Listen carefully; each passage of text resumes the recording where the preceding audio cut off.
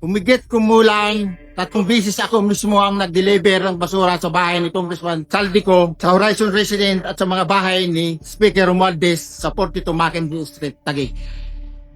Meron po siyang personal na kaalaman para ikonekta si Representative Saldico kay former Speaker Martin Romualdez. Mr. Chair, I'm calling Mr. Orly Regala Gutesa. Ako po'y nagpapasalamat sa pagkakataong ito. Ako po ay lumabas upang magsalita sa isyu na ito. Bilang isang dating sundalo, inaalay ko ang aking buhay para sa ating bansa. Sa pagkakataong ito, nagdesisyon akong magsalita at maglabas dahil ayokong maging masama ang kinabukasan ng aking mga anak, apo ko sa darating na panahon. Ngayon ko po napagdugtong-dugtong yung naging partisipasyon ko po sa anomalya at korupsyon na ginawa at lumalabas sa hearing na ito. Yung palang pera na binubuhat namin at dinedeliver mula sa masamang gawain na nagdulot ng baha na ikinamatay ng tao at imbes na gamitin ang pera sa edukasyon, medikal at programa na mapunta lamang pala sa bulsa ng mga politiko. Noong December 5,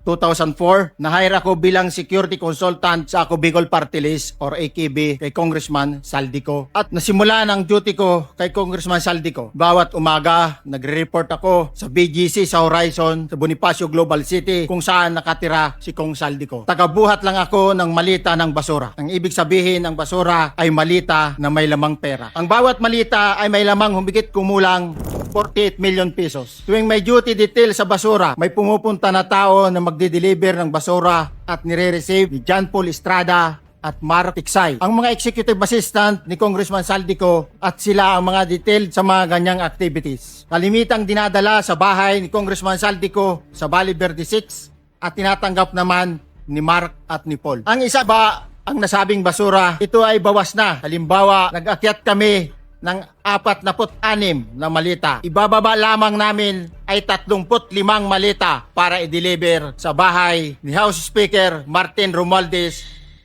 Humigit kumulang 3 bisis ako mismo ang nag-deliver ng basura sa bahay ni Congressman Saldico, sa Horizon Resident at sa mga bahay ni Speaker Romualdez sa 42 Mackenzie Street, Taguig. Mas maraming pagkakataon na nagde-deliver kami ng basura sa bahay ni Speaker Romualdez at sa bahay ni Congressman Saldico dahil iba-iba kaming mga nakadetailed na close-in, backup at advance party na nagkakaroon ng rotation.